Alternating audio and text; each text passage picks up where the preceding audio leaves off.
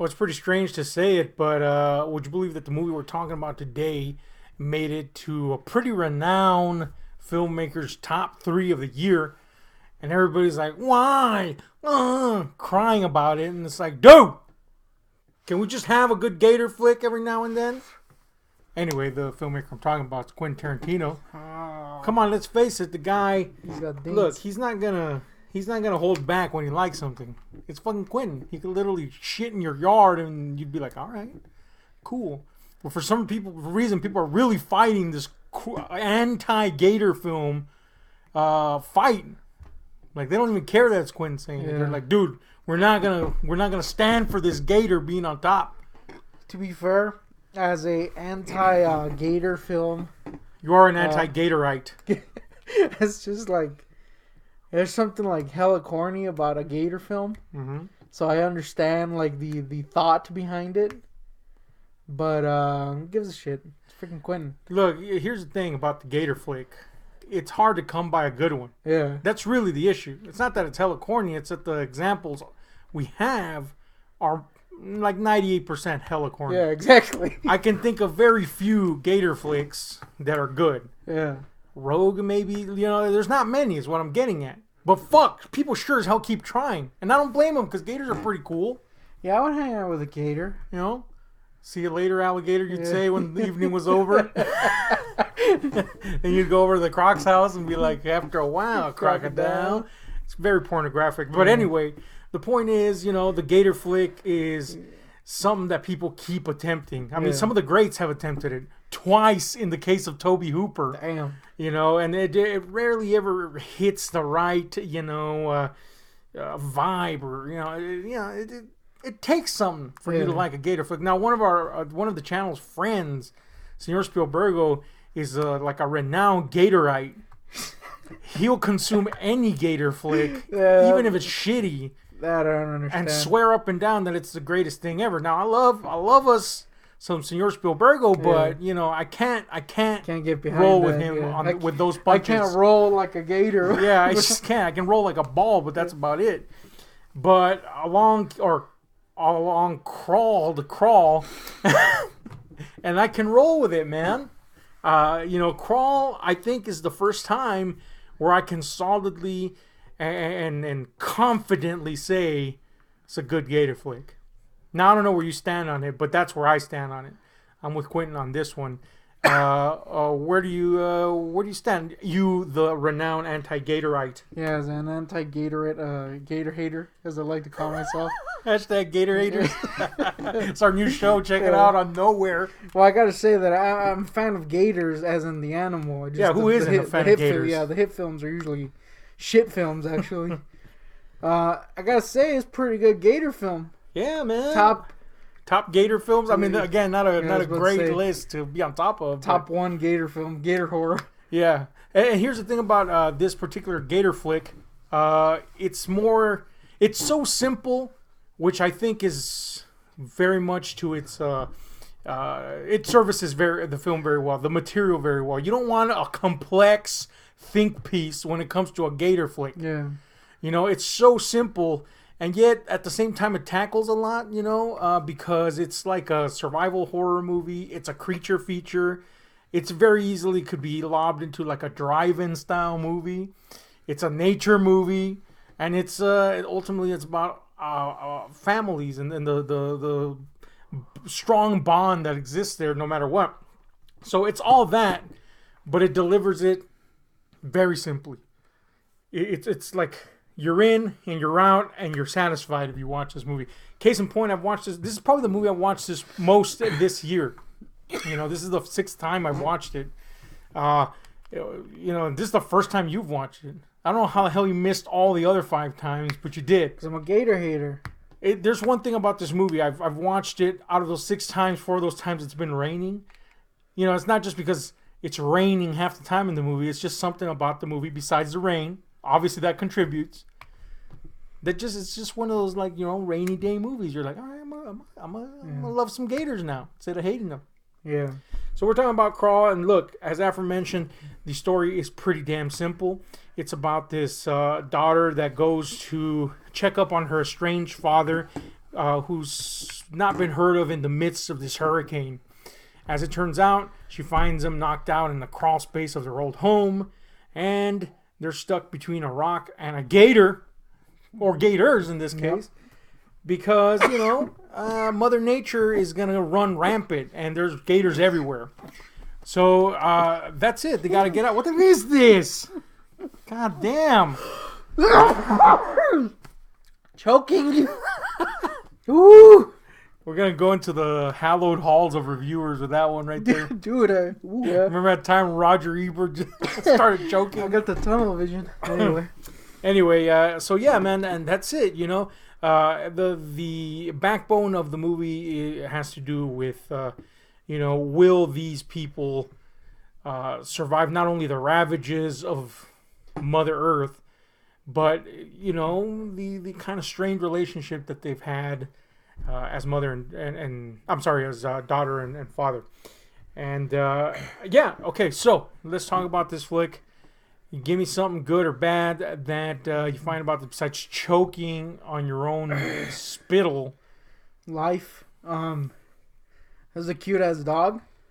Because it's the worst place to start and yet the best. There's a cute ass dog, and look, here's the ultimate conundrum with introducing a dog into your dangerous movie. Yeah. You always are concerned about the dog. Yeah, dude. Had this movie killed the dog, I would have murdered it. I would have had to hate it. Yeah. Okay? There's a time to kill a dog. Toxic Avenger 1, it's a great time to kill a dog. Great. One, because it didn't die, obviously. Two, because it didn't get enough time to be super cute. This one got a lot of time to be super cute, and you're like, if this dog dies, I'm going to literally commit suicide right here. Yeah. Thankfully it did not. But, So, cute dog aside, let's get the dog out of the way. Give me something, man. Good or bad, doesn't matter. I think it's an interesting film visually. Starts off like really, really bright. Mm-hmm. Like impressively bright. And then as the movie goes along, you're just kind of, I don't know. I don't know if it's just, well, let me just throw that in with this so I can mention it. Uh-huh. The effects are quite good, like when it comes to like the environment. It makes you feel like you're in a storm, and it's cool, visually really cool. I think the gator effects are pretty great. It's surprising because the trailer gave the impression that the gator effects were not going to be good. They didn't particularly, showcase anything that made me go, wow, those gators are realistic. But you're right. In the end, the gator effects come off really well. Surprisingly well. You're like, wow, that's... There was never a time where I was like, man, that gator didn't look cool. I think early on, like when they're in the more land areas, you could tell their effects, but they look good. They're pretty decent effects. Once they're like in the water, the effect is really, really convincing. I just want to mention that because there's a lot of like environment shots that are big effects shots that look really cool. Going to your note there on the kind of light and dark. I don't know if this was intentional. I'm gonna hope it is because it works really well. If it's not, even then it works very well with the theme. Again, simple as it is of the movie. Yes, we start with this like very brightly lit environment, and as the movie progresses, it gets darker and as per the climate that's going on. But at the end, when hope is reintroduced, we see a single beam of light shine down on our characters. So, was there a thematic tie there? Perhaps, perhaps not. But it looks really great, like you say. And everything in this has a distinctive look, almost like a painting. There's a, I want to say like a distinctly cinematic look to it, and yet not. There's a matte painting look to the lighting. It's really cool. Whatever the fuck it is, it looks really nice. And it gives the film a particular taste and always keeps you in that, idea that you're experiencing whatever they're experiencing. You're in the midst of it. So, pretty fucking awesome, I gotta say. I agree with that.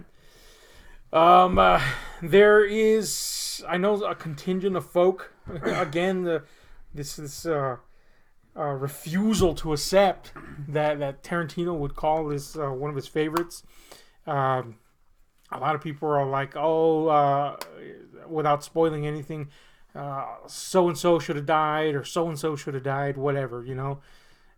Plenty of people fucking die in this movie. So if you're out for blood, as one would be in a Gator flick, don't get me wrong, you're gonna get some Gator action. Don't worry.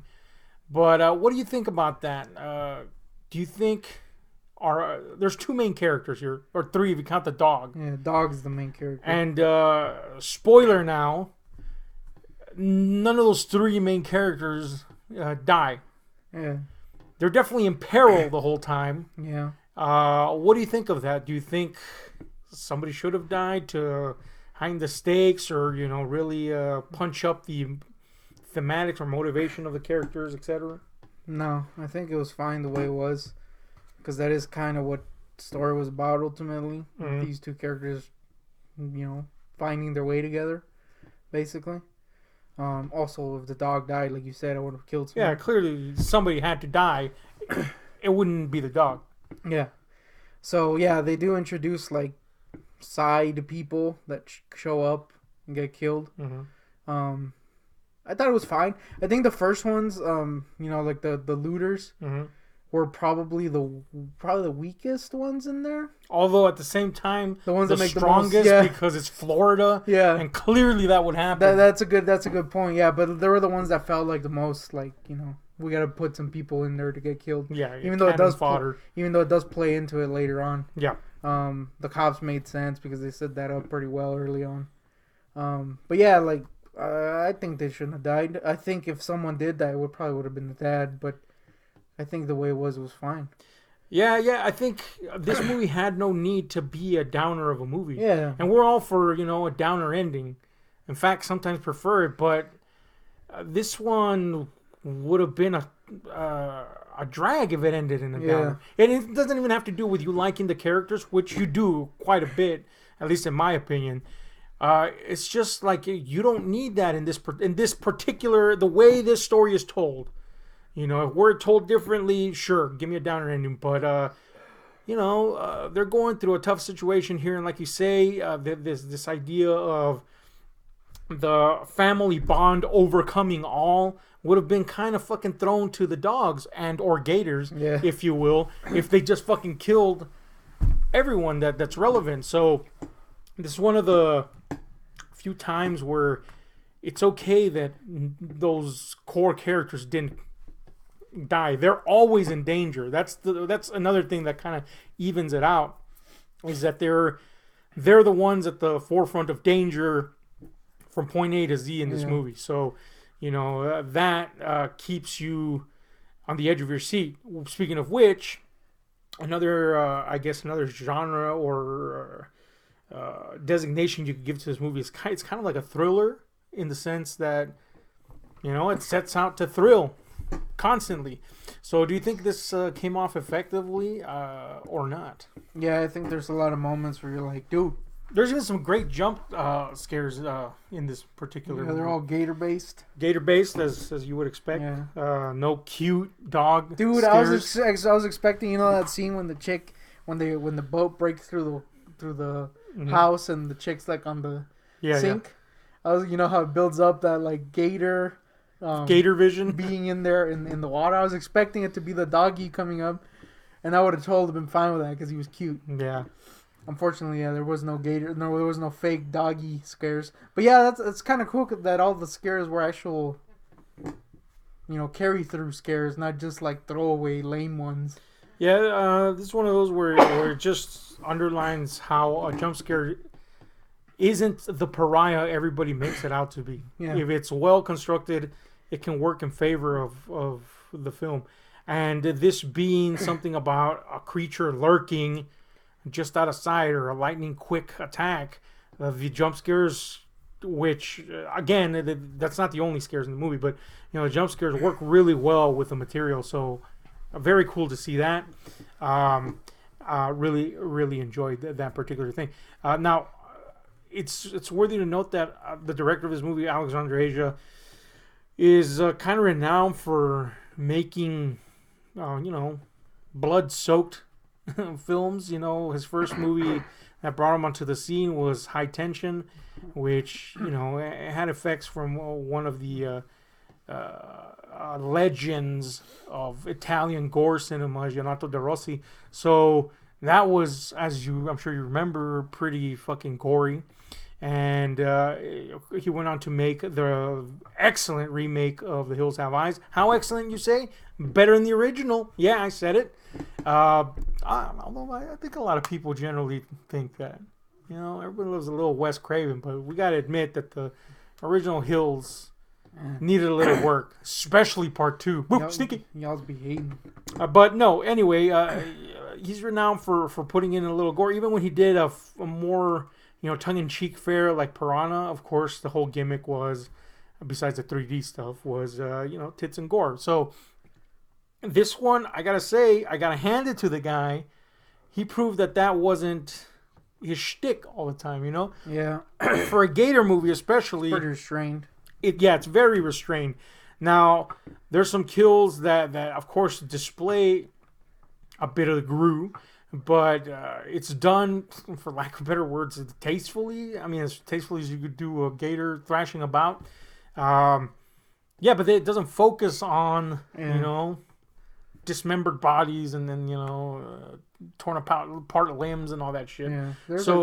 Kudos. There's a couple, but it's not like every millisecond. Yeah, we don't get like those, painstakingly close-up shots of gashes and gushing blood and shit like that. There isn't like a gator ripping off someone's face and the guy goes, whoa. Yeah, for 10 like 5 years minutes. Yeah, so, I gotta hand it to Asia. Not that I think he overstepped his boundary in the other movies. The gore there in his other movies was expertly used for the material.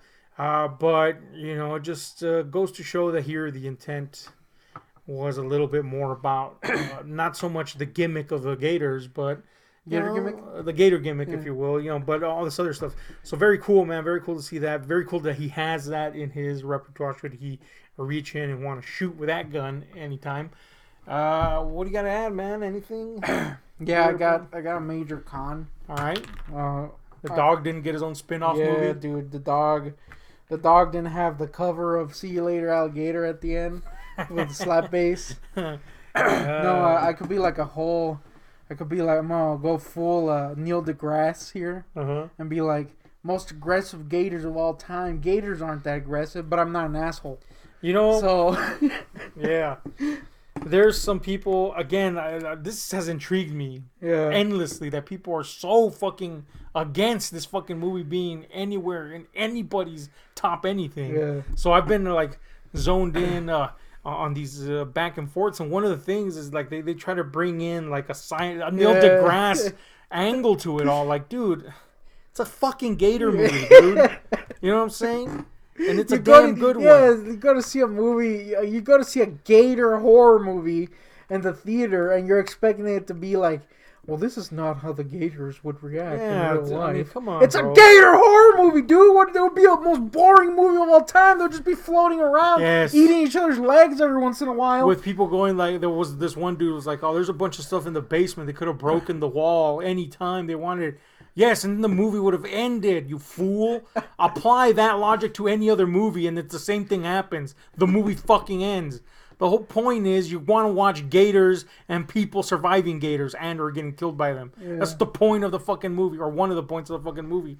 So, it just goes to show that bias can blind people because, let's face it, we apply any sense of logic to just about any movie, and it's out the fucking window. Yeah. So that's a fucking thing that people... Also, people did point out something that I got to agree a little bit on, but it didn't... Of course, it's not going to hurt the movie for me because I love it. And that's that there was not enough gator rolling in this movie. True. Yeah, that's kind of like their signature move. Like, if you think about a gator, you think that sucker's going to roll and rip off his homeboy's arm. There's only like what, a couple gator roll scenes? Couple little gator rolls. There needed to be like 4K slow-mo gator roll scenes for me to be super happy. The whole movie should have just been slow-mo gator rolling. I'd be down with that. Just 10-hour Gator roll, and it's just one. Yeah, it's just stretched over 10 hours. It's filmed on the Phantom Flex. It takes like 50 years. Unfortunately, he's biting water. Yeah, it's not good, dude. It's a bad movie. It's just him waking up. Yeah, and then it ends with "See you later, alligator." That is a con. If we have to throw out a con, the movie, it ends on this kind of like positive note. Yeah, and you're like, and you're like, that's good, man. That's cool, heartening, if you will. And then I'll see you later, alligator. Yeah. Hurt a little, but then I thought, what other gator-based tune could they have put in there? Yeah.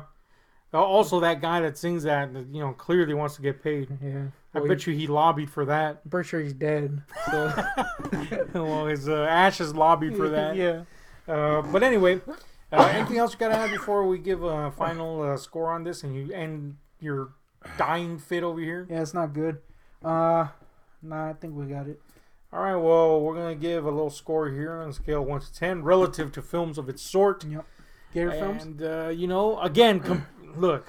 Yeah. We kind of got to expand beyond the relative to films of its ilk thing. Yeah. Because every other Gator flick, barring one or two examples, stinks. Yeah. You know what I'm saying?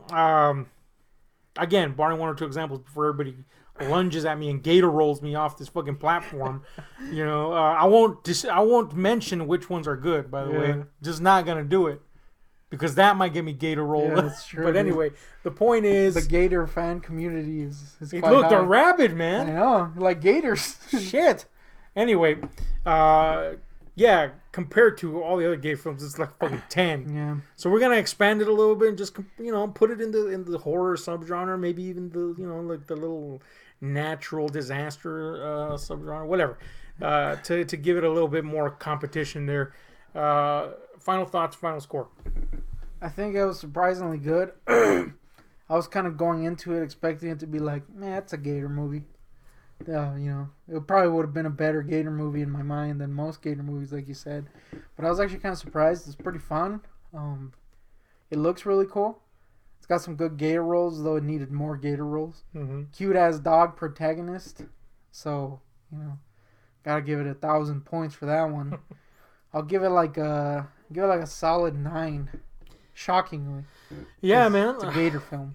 Usually I 0. I gotta go there too. Now, again, compared to the other Gator movies, it gets a 10, but like I can't give it a 10 when it's like up against a broader competition because then we're talking about like, come on, we're putting it up there with fucking Taxi Driver. What the fuck? No, it's not gonna do that. But it's a very fucking entertaining movie, and it's simple.